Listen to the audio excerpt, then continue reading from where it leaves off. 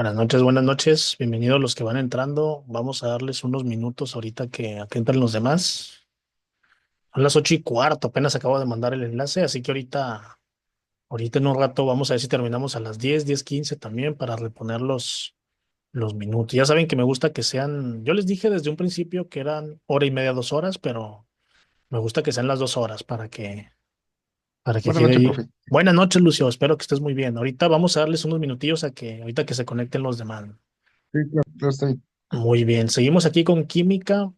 Si ahorita me empiezan a oír entrecortado, me empiezan a oír raro, me la hacen de bronca, de volada, ya saben, ¿no? Vamos a ver aquí la última clase o la última sesión.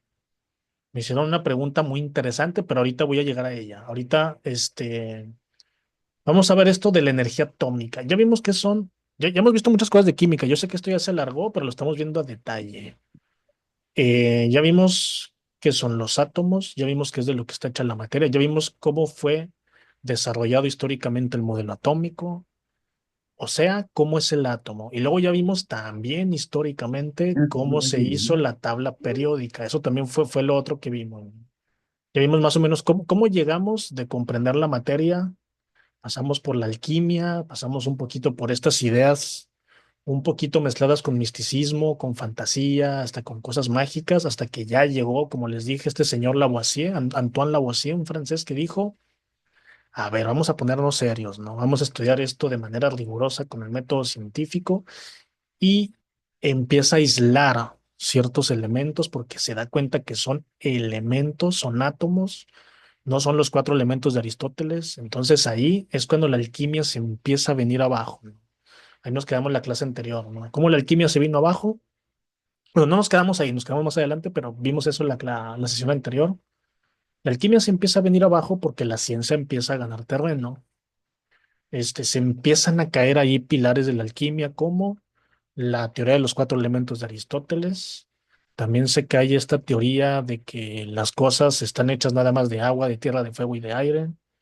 Se cae también esta teoría del flojisto, ¿se acuerdan? Esto que dijimos, el doctor flojisto que le decían a manera de burla, que decían, era como explicaban ellos la combustión. Oye, ¿por qué hay cosas que arden y cosas que no? Ah, es que tienen esta sustancia mágica que es el flojisto y unas sustancias tienen mucho, otras no tienen casi nada. Entonces, todo era como mítico.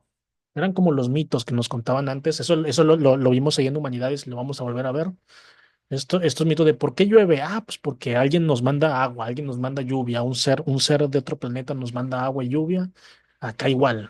El flojisto era como que esta cosa mágica, ¿no? Que hacía que las cosas ardieran.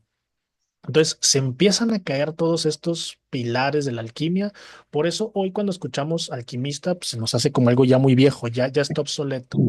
Pero no es algo negativo necesariamente. La alquimia, como quiera, es un pilar importante de la química. Sin la alquimia no hubiera habido química. Así de simple, tampoco hay que hacerla menos.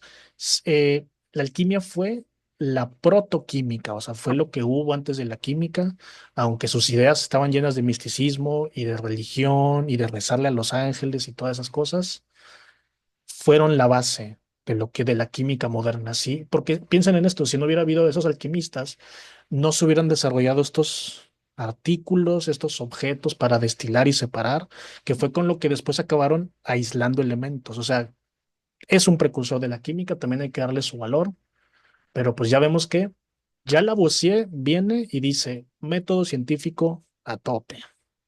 Porque les voy a poner un ejemplo así nada más para que sea una idea. ¿Cómo era la alquimia? Imagínense que yo quería convertir el plomo en oro. No crean que era un proceso, sí, sí había algo de ciencia ahí, pero ¿qué era lo que hacían los alquimistas de esta época? Decían, a ver, voy a agarrar este plomo, le voy a poner esta sustancia cualquiera que se me ocurra, y voy a rezar 10 Padres Nuestros y 10 Aves Marías, y luego voy a hacer ahí, no sé, voy a dar 10 vueltas alrededor de esta habitación, ¿no? Así era como se les ocurría. ¿Por qué? Pues porque en esta época hay mucha ignorancia y aparte mucho pensamiento religioso. Acuérdense que acá la iglesia tiene todo el poder y también hay mucha cultura con esto. La gente cree en cosas mágicas y cosas fantásticas, ¿no? Los cuentos de hadas que hoy conocemos vienen de las épocas medievales, ¿eh? Caperucita Roja, La Bella Durmiente, Cenicienta, Pulgarcito, todos son cuentos que tienen su origen en la época medieval porque también querían explicar ciertas cosas, ¿no? Este, son cuentos de hadas, son cuentos de cosas mágicas porque la gente realmente creía en cosas mágicas. Entonces, este señor decía, pues no funcionó. El día siguiente decía, bueno, vamos a intentar otra vez, pero ahora, pues qué tonto, tengo que rezar. Se me hace que 50 Padres Nuestros y 50 Aves Marías, ¿no? Entonces, lo hacía otra vez, no funcionó. ¿Sabes qué? Se me hace que tienen que ser 100. Y luego cuando se 100 decía, qué tonto. Decía, fíjate qué tonto yo. Si quiero convertir el oro, perdón, el plomo en oro, eso significa que como el oro es un metal que está en su máximo estado, su estado más puro y más noble, y el plomo era el elemento como que más, como era un metal muy pesado y muy burdo, se le consideraba que era como que muy imperfecto. Entonces decían, como un metal imperfecto lo quiero hacer perfecto, es como hacer hacia atrás. Entonces tengo que recitar todos estos rezos hacia atrás, los tengo que decir al revés, ¿no? Así era la manera de pensar, ¿no? Entonces los decía al revés, ¿no? Y luego decía, qué tonto, también tengo que caminar al revés cuando dé las vueltas en el cuarto, ¿no? Y luego decía, qué tonto, ahora tengo que contar también al revés del 100 al uno. O sea, esa era la lógica del alquimista. Estoy poniendo un ejemplo burdo, pero así era la lógica de un alquimista. Si se fijan, si hay un proceso, si hay prueba y error, pero es una prueba y error totalmente aleatoria, ¿no? Y Lavoisier dice, no, vamos a quitar todo lo mítico, vamos a quitar todo lo mitológico, lo mágico, todo, y vamos a hacer ciencia. Vamos a poner medidas de temperatura, de presión, de volumen, vamos a meter elementos, vamos a estudiar cantidades, vamos a pesar, vamos a medir, y es aquí donde ya se podría decir que ya nace la química moderna como hoy la conocemos, ¿no? Muchos dicen que Lavoisier es el padre de la química, pero no, también su mujer, no me acuerdo su nombre, muy mal yo, la esposa de él era políglota y ella le ayudó a traducir un montón de textos que él hacía y todos los dibujos que se supone que hizo Antoine Lavoisier, porque casi todo lo que él exponía lo hacía en trabajos, eh, tenían siempre dibujos así como que muy bonitos y todos eran de la esposa también de este señor, ¿no? Entonces, él y su mujer eran prácticamente padre y madre de la química moderna. Marie-Anne Piaget de Lavoisier se llamaba. Entonces, ellos ya inician con la química moderna, que es lo que ya estuvimos viendo. Empiezan a acomodar los elementos por sus características, por cómo reaccionan. Y ya, nada más lo hacen así como y nada más los que se van conociendo, los que pueden aislar, pero ya es un avance, ya ahora sí estamos encaminados a algo real, ¿no? Tanto los alquimistas como los químicos modernos a partir de Lavoisier, todos crean lo mismo, todos estaban estudiando la materia, nada más que los alquimistas lo estudiaban de una manera medio extraña, medio mística, y ya los químicos modernos ya lo hacen de manera científica, pero la idea es la misma, por eso se consideran ambos la misma cosa, nada más que repito, la alquimia es predecesora, es anterior, y ya la química moderna ya es lo que nos lleva a lo que hoy podemos hacer, que ahorita justo vamos a ver eso. ¿Cómo podemos hoy romper un átomo y hacer una bomba, hacerlo explotar, ¿no? ¿Cómo podemos agarrar un átomo y manipularlo a nuestra conveniencia para que haga energía, para que dé calor, para que enfríe o para destruir una ciudad, ¿no? Eso es lo que hemos hecho porque ya la ciencia ha avanzado mucho. Entonces aquí tenemos energía atómica. ¿Qué significa atómica? Del átomo, que era lo que ahorita mencionaba. Y vamos a ver estas palabras extrañas, isótopos y radioisótopos. Todo esto sí es del examen. La vez pasada vimos más que nada un montón ahí de teoría, vimos un montón de datos, pero ahora sí los vamos a ver ya en la guía, pero con lo que vimos la lección anterior va a tener todo más sentido. Dice, la energía atómica es la energía liberada de manera artificial o espontánea en una reacción nuclear. ¿Qué significa en el núcleo? En el núcleo del átomo, por eso se llama energía atómica. Esa liberación se da porque el núcleo de algunos átomos llamados inestables se desintegra. Y eso se puede hacer a partir de dos procesos, fusión y fisión nuclear. Esto apúntenlo, que es pregunta de examen siempre sí o sí. La fusión es muy sencilla, nada más acuérdense de Dragon Ball. ¿Qué sucedía con los dos monitos de Dragon Ball cuando hacían la fusión? Se juntaban, ¿verdad? De dos se hacía uno, apúntenlo. Fusión es que de dos De, ¿Cómo puede ser que haya dos núcleos? Sí, dos núcleos de diferentes átomos que sean ligeros se pueden unir para hacer otro. ¿Cómo lo hago? Mediante la manipulación. De manera natural es muy complicado. El ser humano lo empezó a hacer de manera artificial. Una función se realiza a partir de la unión de núcleos muy livianos, cuya carga es similar para llegar a un núcleo más pesado. O sea, de dos se hace uno. Durante este proceso se libera o se absorbe energía, permitiendo de esta forma que la materia entre en un estado plasmático. Esto no lo hemos visto mucho, pero acuérdense que la materia, de hecho, tiene cinco estados. El quinto es un estado que tal vez vean más adelante cuando hagan la carrera de química, pero al menos el cuarto sí que hay que conocerlo, es el plasma. Es de lo que están hechos las estrellas y es de lo que también está hecho, por ejemplo, los rayos. Los rayos que ven en el cielo también están en un estado de plasma. Muchas de las cosas que ocurren en la corteza terrestre están en modo plasma, pero no nos damos cuenta. Es el estado más común de todos, aunque no nada más que no lo podemos ver. Pero plasma lo encontramos en las estrellas principalmente, pero es como un estado que no es ni sólido, ni líquido, ni gaseoso, pero sí se puede ver algo así como un gas que brilla, pero no lo podemos manipular, no lo podemos tocar. Ese es el cuarto estado plasmático. La fisión, si la fusión es que de dos se hace uno, la fisión es lo contrario. La fisión es el proceso mediante el cual se divide un núcleo pesado en dos o más núcleos pequeños y liberan esto que vamos a ver aquí, fotones, neutrones y partículas alfa y beta. Ahorita vamos a ver qué es eso porque también va a venir en el examen, ¿no? ¿Qué son los fotones? Son las partículas que emiten luz. Y luego neutrones, partículas alfa y beta, aquí están. Dice, la radiación viene en tres tipos de rayos. Los que se llaman rayos alfa, y tienen este símbolo que es una A griega. Estas son letras griegas, ¿eh? La letra beta y la letra gamma. Los rayos alfa se componen de pequeños paquetes, cada uno de los cuales hay dos neutrones y dos protones. Nada más piensen en esto. Los rayos, todos estos son radiactivos. Los alfa, los beta y los gamma. Los rayos alfa los para una hoja de papel. Si tenemos ropa, no nos hace nada. Incluso la piel a veces los puede parar, ¿no? Los rayos alfa nos pueden hacer daño si es que los ingerimos. Si comemos algo contaminado con partículas alfa, tal vez nos haga daño. Los rayos beta son un poquito, bueno, de hecho no, los rayos beta y los gamma van casi a la misma velocidad, pero los beta tienen un poquito más de penetrabilidad que los rayos alfa. Todos son peligrosos, pero los alfa y los beta es muy raro que nos lleguen a hacer daño, que lleguen a entrar en nuestro organismo, a menos que los ingiramos. Pero los rayos gamma son los que nos joden, son los que nos hacen mucho daño. Si alguien de ustedes ha visto películas o series de radioactividad, cuando dicen esto es radioactivo, no te acerques, es porque emite muchos rayos gamma. Dice, los rayos alfa se componen, ya lo vimos, de dos protones y dos neutrones. Los rayos beta se componen de puros electrones. Y los gamma no son partículas, los gamma son ondas de energía que se liberan cuando se desintegra un átomo. Este dibujo que está aquí a un lado es un núcleo que a lo mejor se está liberando todo este tipo de sustancias, ¿no? Aquí están las partículas alfa, que si se fijan, tienen ahí estos dos signos de más que son los protones y los que no tienen signos son los neutrones. Y esta partícula beta tiene los electrones, ¿no? Tiene las subpartículas atómicas que sí nos hacen daño si las ingerimos, pero luego fijen estos que dicen alfa.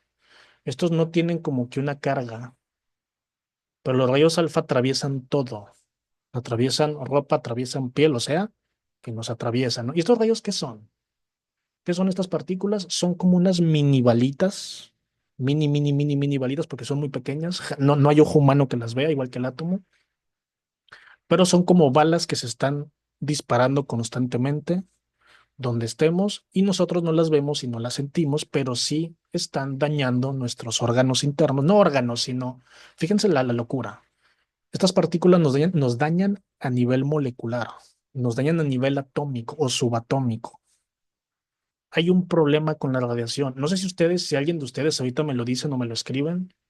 No sé si alguien de ustedes vio, por ejemplo, la serie de Chernóbil o ha leído o ha visto algún documental sobre lo que pasó en Chernóbil o sobre lo que pasó en las bombas atómicas de Hiroshima y Nagasaki o lo que pasa cuando alguien va a una zona donde hay mucha radiación. ¿Qué te dice? No te acerques.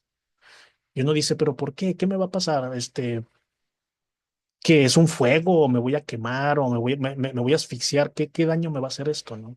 La radiación no se siente. Bueno, sí se siente, pero no como uno pensaría, ¿no? Por ejemplo, cuando fue el desastre del reactor de Chernóbil en los ochentas, la gente veía fuego, porque pues explotó un reactor. Ahorita vamos a ver eso detalle. Pero pues como que había un fuego porque hubo combustión.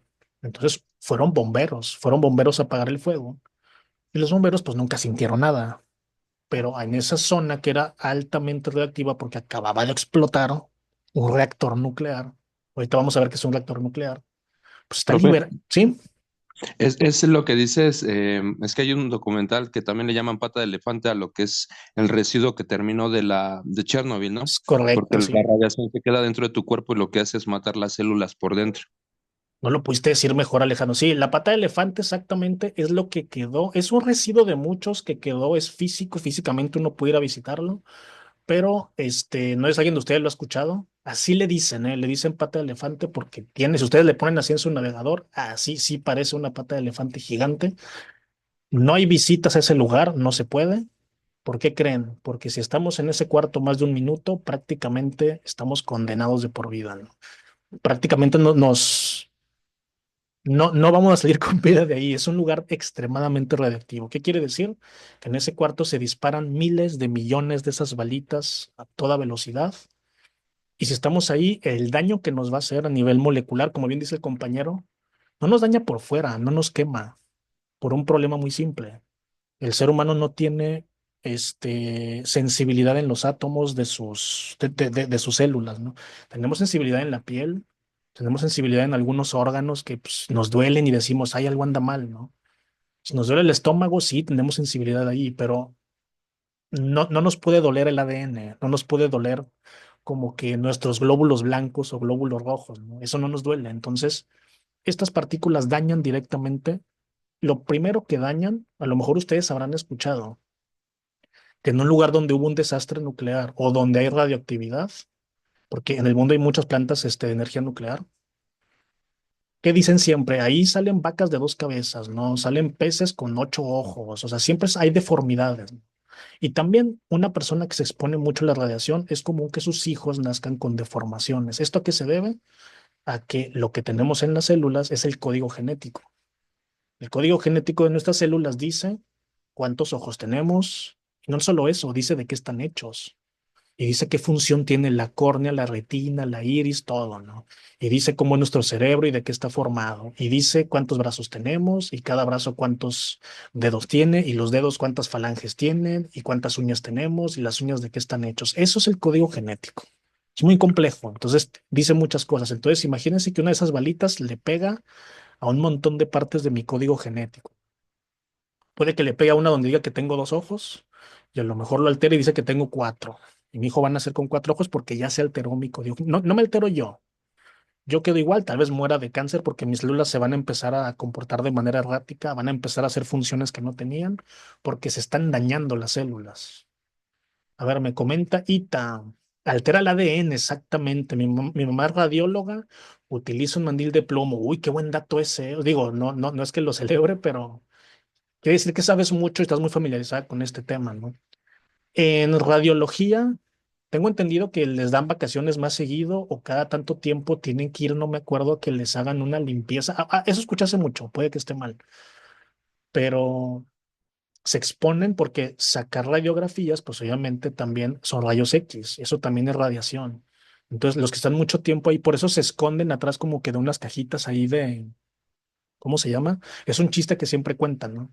Que dice, alguien se va a hacer una radiografía y dice, ah, chis, pues el radiólogo me dice que me ponga ahí, me dice que no me va a hacer daño, pero él se esconde detrás de un cuarto que tiene plomo y no sé qué, ¿no? Es un mandil de plomo y aparte se ponen en un cuartito de plomo. Y uno dice, pues sí, porque tú te haces una radiografía cada tanto tiempo. Él está haciendo radiografías todo el tiempo, él o ella. Entonces, se exponen mucho a eso. Entonces, el plomo, el plomo, aísla muchos rayos alfa y gamma y también beta, pero como quiera la radiación de una radiografía, aunque es poquita, si uno está constantemente también le afecta, ¿no? Por el tiempo.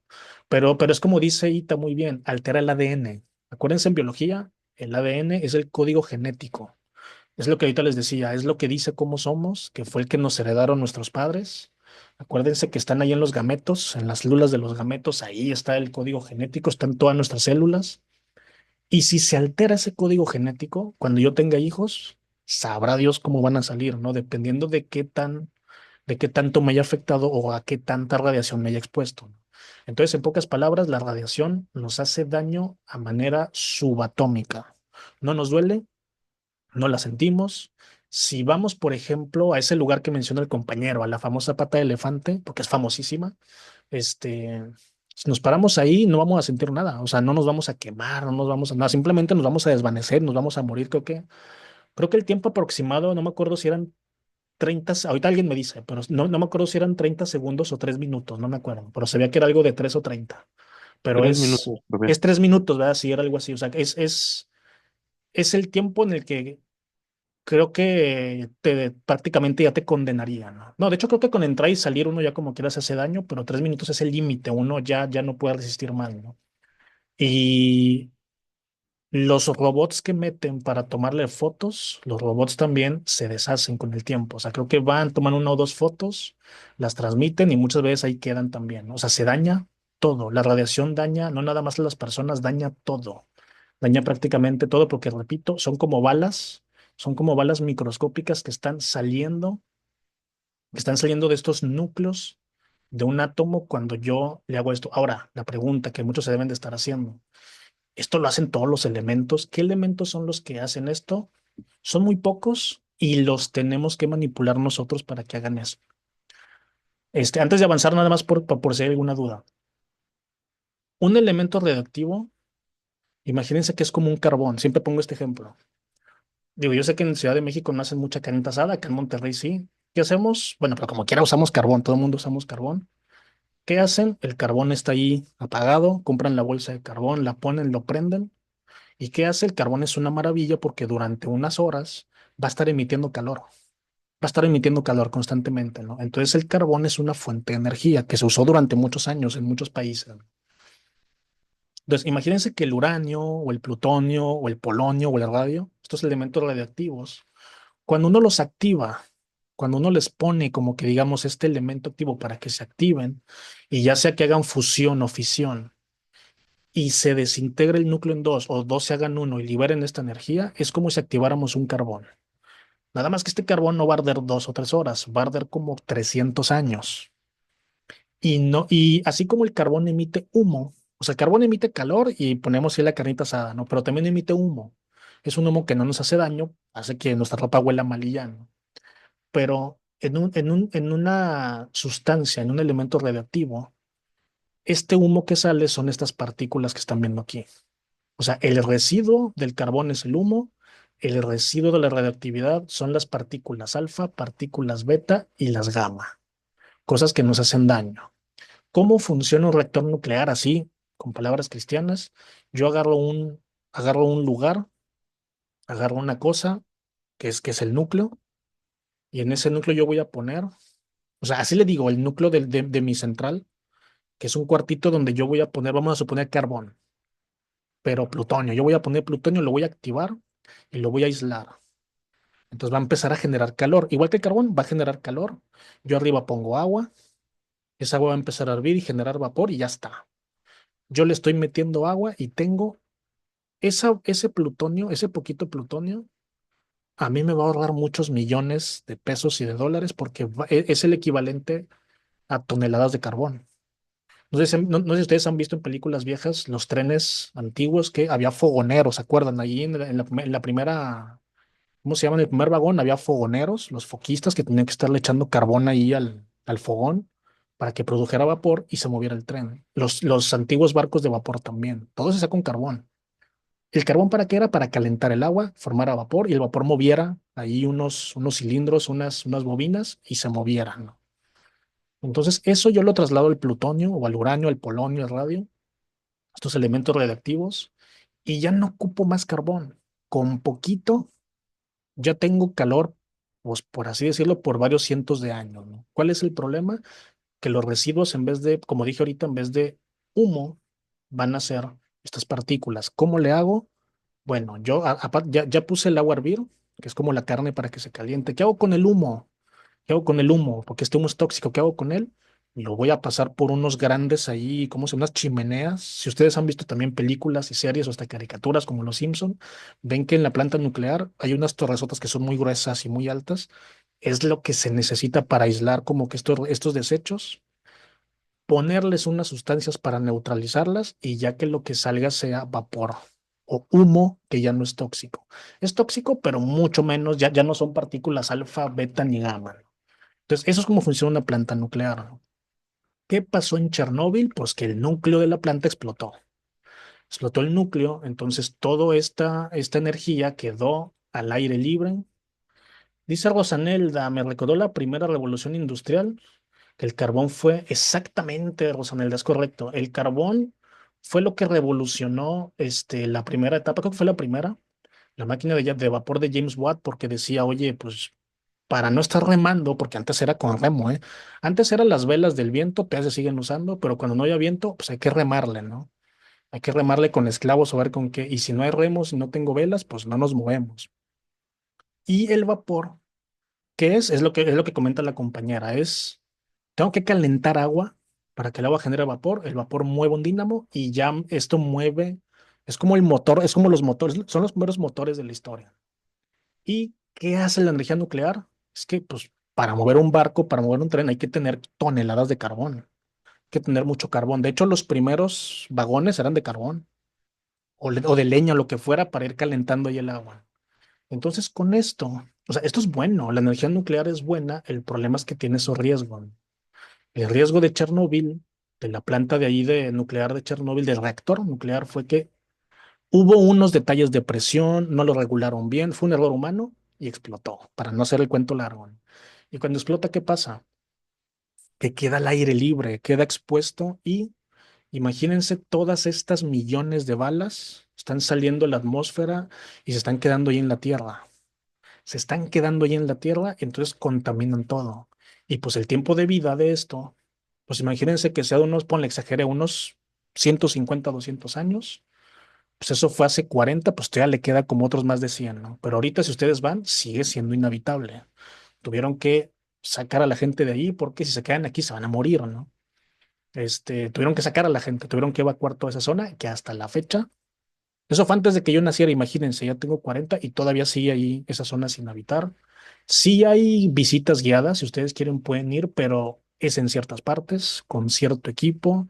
Tienen que firmar ahí una responsiva de que, oye, si algo te pasa, pues es tu bronca, tú quisiste.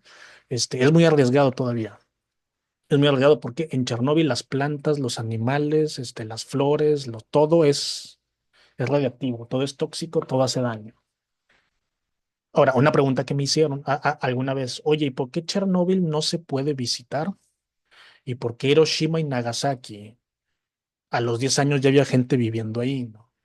¿Qué está pasando ahí? Simple, aunque las bombas que se explotaron en Hiroshima y Nagasaki siguen este mismo principio, que también es algo complejo, pero siguen este mismo principio que es, tengo dos núcleos, vamos a juntarlos, vamos a hacerlo, o vamos a separarlos, pero que libere esta energía, crea una reacción en cadena y haga una bomba, la bomba más grande que he hecho, ¿no?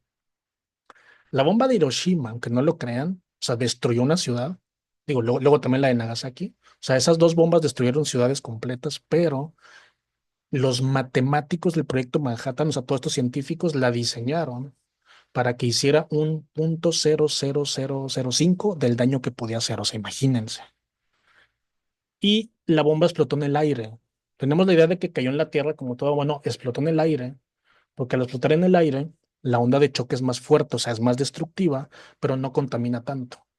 Hiroshima y Nagasaki fueron a lo mejor, estuvieron contaminadas de radioactividad como un par de años y en menos de 5 ya se podía volver a vivir ahí, porque explotó en el aire, o sea, no contaminó tanto la Tierra. Lo que destruyó la ciudad fue la onda de choque. La onda de choque es lo que ocurre con una explosión, o sea, es la fuerza de la explosión, pero los elementos radioactivos sí se disolvieron. O sea, vamos a destruir la ciudad, pero no la vamos a contaminar. O sea, muy, muy buena gente los señores, ¿no? Para que se den una idea, las bombas de Hiroshima y Nagasaki tenían 60 kilos de uranio, que es una brutalidad, y nada más reaccionó 1 kilo de esos 60. Y de ese kilo, nada más reaccionó un 0.05%. O sea, ni siquiera Creo que alguien dijo una vez que es el peso de un mosquito. O sea, el peso de un mosquito de los 60 kilos fue lo que destruyó la ciudad de Hiroshima y Nagasaki. Imagínense si hubiera explotado un kilo, destruye todo Japón. Si hubieran explotado 10 kilos, explotaba yo creo que parte de esa. Sí ven la magnitud, ¿no? O sea, eso es la onda expansiva y aparte viene la contaminación. La contaminación radioactiva es que todo lo que, sobre todo en la Tierra, es cuando, por ejemplo, el reactor nuclear de Chernóbil fue en tierra y contaminó todo lo que estaba en la Tierra, ¿no? Y aparte aventó partículas al aire que el aire se fue llevando para Europa, ¿no? Se hizo un desmadre esa vez. La Unión Soviética, aunque lo quiso ocultar, no pudo porque pues el aire que está en lo que hoy es Ucrania, pues llegó hasta Alemania, llegó hasta Suecia, llegó hasta Francia, y hasta ahí el aire era radioactivo. Entonces ahí fue cuando tuvieron que hacer todo el relajo que hicieron, que se tardaron años. No lo han arreglado, nada más lo contuvieron. O sea, pudieron contener la radioactividad que estaba saliendo, porque la radioactividad sigue saliendo de Chernóbil hoy y va a seguir saliendo por muchos años más, por décadas más, ¿no? Pero ya la controlaron. Y al controlarla, pues evitaron que explotaran más reactores que estaban ahí, ¿no? Entonces, eso básicamente es la radioactividad, ¿no? Es la energía que liberan los núcleos de elementos que son radioactivos, ¿no?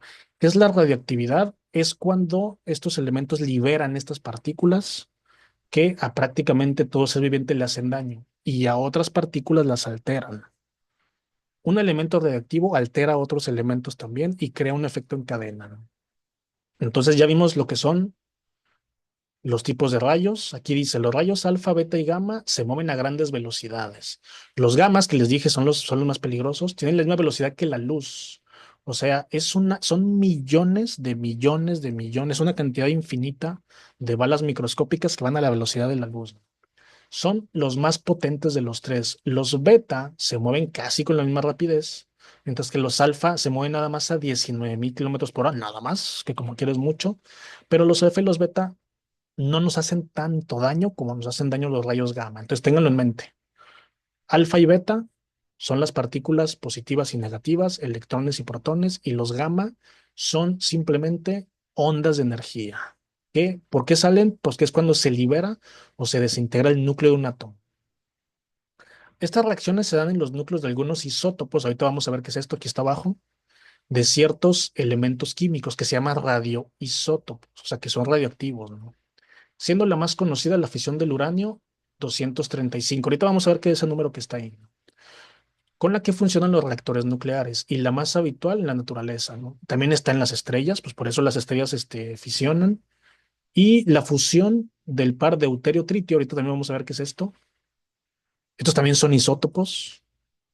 Sin embargo, para producir ese tipo de energía, aprovechando reacciones nucleares, pueden ser utilizados muchos isótopos de varios elementos. Aquí nos ponen unos ejemplos, ¿no? Pero así rapidito, ¿qué es un isótopo?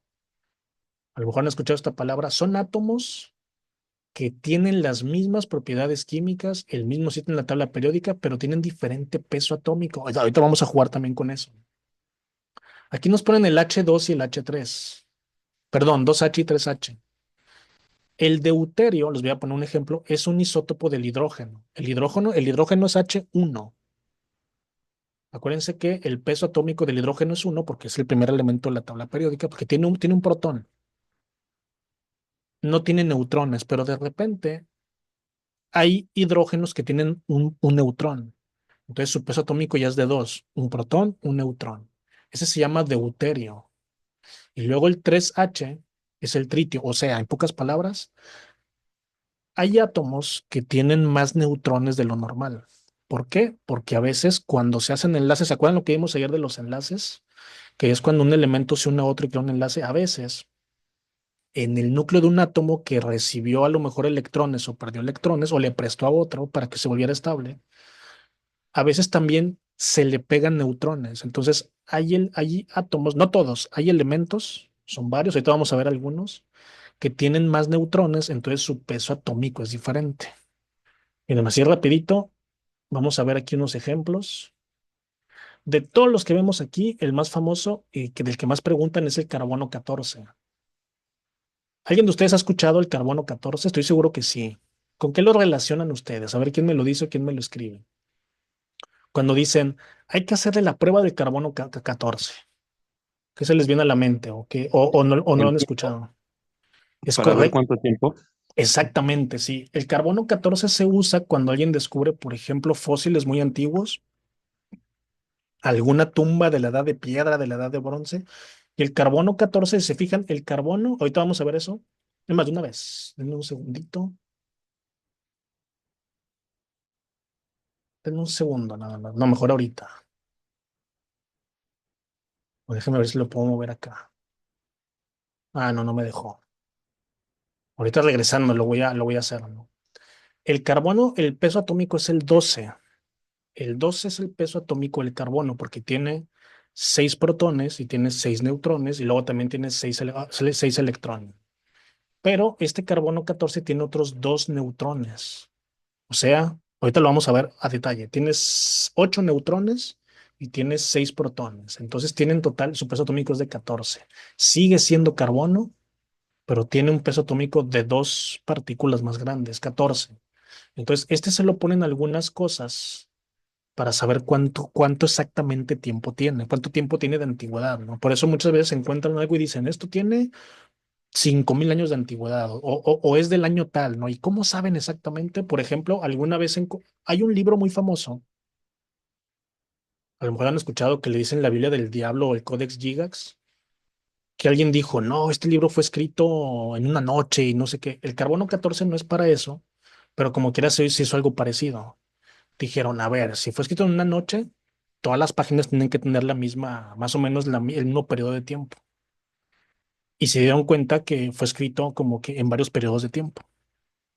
Entonces es lo mismo. A veces el carbono 14 dice, yo no sé si este señor que encontró este sarcófago es un charlatán que él lo sembró ahí. Vamos a ver si de verdad es muy viejo. Que a lo mejor él lo tenía ahí en su casa y lo metió allí, o a lo mejor él agarró una moneda de hace no mucho y dijo que era muy antigua, porque pues quiere hacerla pasar como reliquia. Y el carbono 14 es justo para eso, para saber exactamente, ¿no? Y aquí tenemos elementos con otros números, que ahorita lo vamos a ver, ahorita la siguiente hora lo vamos a ver. Esto quiere decir que varía su número de neutrones, que varía su peso atómico. Ahorita vamos a ver qué es el peso atómico porque ya sigue la tabla periódica, que ya vimos más o menos cómo llegamos a ella. Ahorita con lo que vamos a ver va a estar más sencilla, ¿no? Entonces, un isótopo nada más es un elemento que tiene una variación. Por ejemplo, el carbón es un elemento, pero por lo general su peso es 12. Ah, pero también hay 3 y 14. Ya vimos aquí el hidrógeno es uno. Ah, pero también hay hidrógeno con 2 y 3. No protones, con neutrones, o sea que tiene un peso un poquito más grande. Tenemos el fósforo, pero esta es una variante, el 30. Tenemos el sodio, pero tenemos una variante que es el 24. Eso ahorita lo vamos a ver a detalle. Por lo pronto, no es alguien de ustedes tenga alguna duda o alguna pregunta con todo lo que acabamos de ver ahorita. No, profe. Muy bien, espero que no se me hayan dormido, que no se me No, hayan... profesor, gracias. No, no, muy bien. Entonces, bueno, vamos a tomarnos unos minutillos de descanso y ahorita les mando el enlace de la siguiente hora. Gracias. Al contrario, ustedes.